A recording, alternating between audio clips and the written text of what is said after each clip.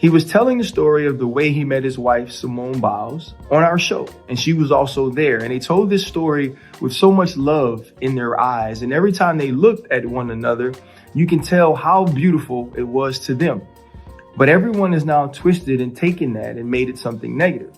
What people haven't done is watch the entire show. Watch him say that she wasn't scared and that once they finally went on the date, it was history from there. Or listen to him talk about their 2020 conversation while she was at the Olympics as he encouraged her that she could be okay. And when she wasn't, the time he took away with her, even getting married during that time. And now Simone Biles is back to the Simone Biles we know. He talked about the way Simone Biles has changed his life, how much she has helped him, how much their love and their journey and their story is all tied together. So what has happened is people sitting in their homes, whether married or unmarried, are now worried about this man and his relationship. Instead of being happy for two people who are excited to be together, two people who support one another wholeheartedly, we've now decided to pick apart one clip instead of learning the whole story.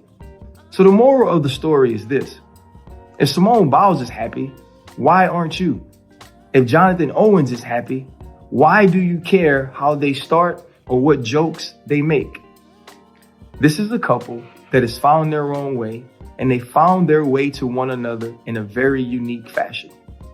And just because you feel like he should be worshiping the gymnast Simone Biles doesn't mean that you can't respect that he's in love with the woman Simone Biles. Man, that's their relationship. And if they could smile, you should stop frowning. Welcome to the Friday Pivot. Hey, so I'm watching this Jonathan Owens Pivot interview, right? And there's nothing odd about the interview at all. Standard athlete, jock interview. He's not the smoothest spoken and he's a jock, man. You can tell he's used to having attention, but not that much. He's not really used to the spotlight. That's what he said about himself. Big hands and athletic, but he calls himself a late bloomer. But the biggest thing that came from this, and basically it was only like maybe 5, and it wasn't even a 10-minute portion of the interview that talked about him and her. And she was there, she was right there. It wasn't like that he was talking about her and she wasn't in the same room because they were. She was right there.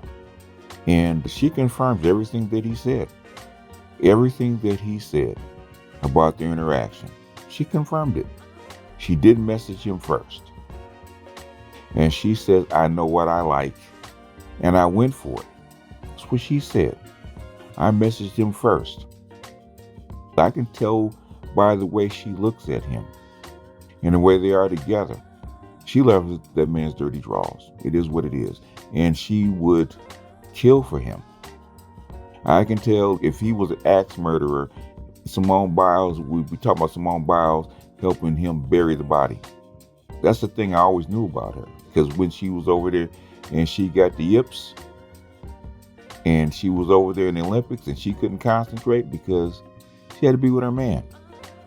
She was not going to leave her man, pro football athlete in the States, in camp with all these hungry women. She knew what she had. So how come she had to come back? And as soon as she came back, all that stuff went away. First thing she did, getting off that plane, I'm going to go find him. And that's what she did. She knew what she wanted and she went for it. In other words, we call that a thunderbolt, folks. She fell in love with him just from his picture. That's why she messaged him and started liking his Instagram. And then as soon as she made contact with him the next day, where are you? I am coming to see you. That's why she drove 45 miles. I am not going to let you get away. And if she gets done wrong, hey, she shot her shot. And it's no different than any other woman or any other man, for instance, or for that matter. And they hooked up and they've been together ever since. That is called a thunderbolt. They were meant to be together. It doesn't matter who did what first. He's a jock. He's an athlete. He's a football player. He's going to think that he is the prize because he's always been the prize. What you think is just going to stop because it's Simone Biles? No. And like he said, even he said it and she said it. He didn't know how big a deal she was until they went to get, I think she said, milk and cookies, some cookie spot. And they're walking through the crowd and all of a sudden everybody goes nuts. He's trying to figure out what's going on and people handing him their phone so they could take pictures. He didn't know. That's perfectly innocent. And she's right there. She's correcting him because he thought it was some gymnastic situation. She remembered the exact place they went, what they went to, and why they went. Because she's into him like that. And he's into her like that. Because he said as soon as they hooked up, they started laughing and talking and having a good time, and he fell in love with her. Now, why everybody else is trying to make a big deal like he's trying to put her down or something like that? In fact, he was playing the perfect husband. And when they said, well, she was lucky to have him, he was kind of like, no, wait a minute, whoa, hold on. Okay. Well, people didn't see that. He was not trying to embarrass her. I don't know why people got their backs up. At least go see the whole interview. But it's consistent because I've been following them since they first got together during COVID. Because I always thought she was the cutest little thing. And I was wondering why she got this 6'2" dude, what they tell you about height, and he had two parts of the light skin trifecta, which is light eyes and light skin, and he's a catch. And she went for what she wanted. And she didn't mind being aggressive because she's in an aggressive business. She's not demure. She's an athlete, just like he is. And everybody's trying to project all the black women trying to project their sensibilities onto him. Like he should be kissing her ass. No, he shouldn't. And she would tell him the same thing. What you doing?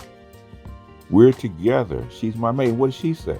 She says in a couple years, when things die down for me, I'll be known as Mrs. Jonathan Owens, which is what she wants to be. She's cool with it. She does not want him to be Mr. Simone Biles. She wants to be Mrs. Jonathan Owens. That's what she wants. So why is everybody making a big deal like he did something to her? All he did was describe how they met. If it had happened differently, then he would have said differently. In fact, she remembers more of the details than he did. She corrected him. No, baby, we matched. She flipped it. She looked at the profile. Says, "Ooh, I like that," and she went for it. Why is that such a big deal? I was listening to something very similar.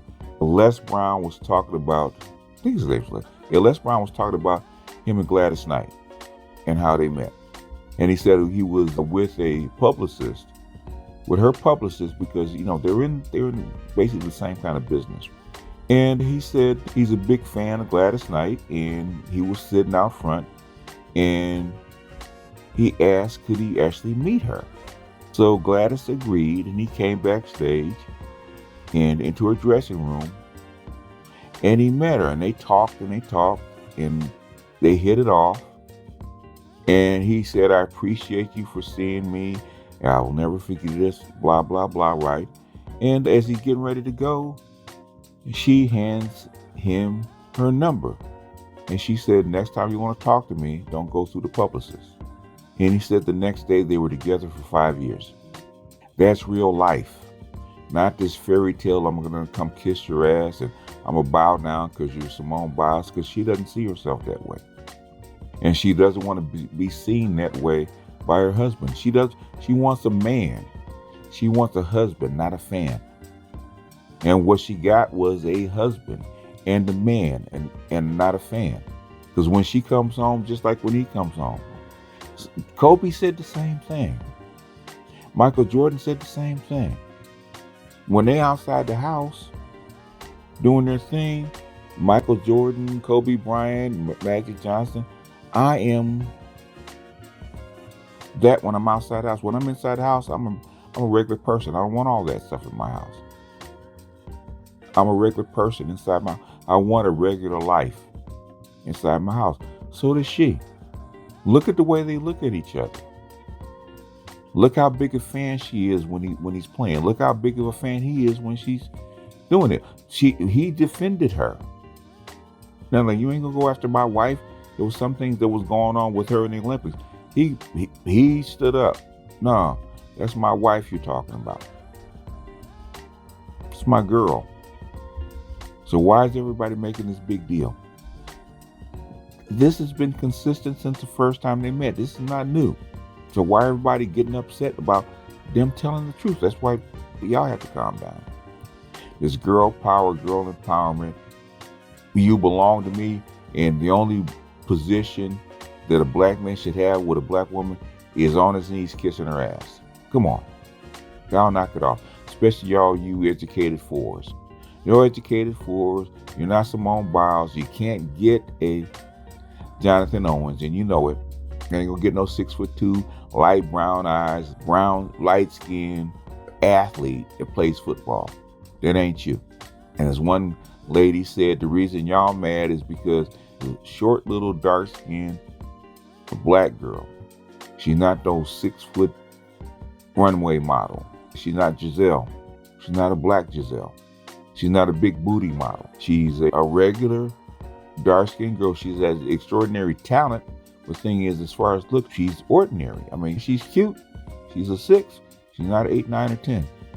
But love has no bounds. And I do believe these two people love each other.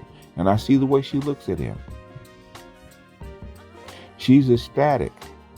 Whatever it is this man has, whatever it is that he does, whatever relationship they have, she's ecstatic. She loves him to death. And I believe he loves her to death. And that's all that counts. And the rest of that stuff, y'all need to just back off and leave him alone.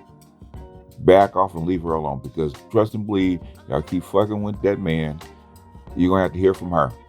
Because the next body that they bury might be yours. Leave him alone. Anyhow, with that, I'm out.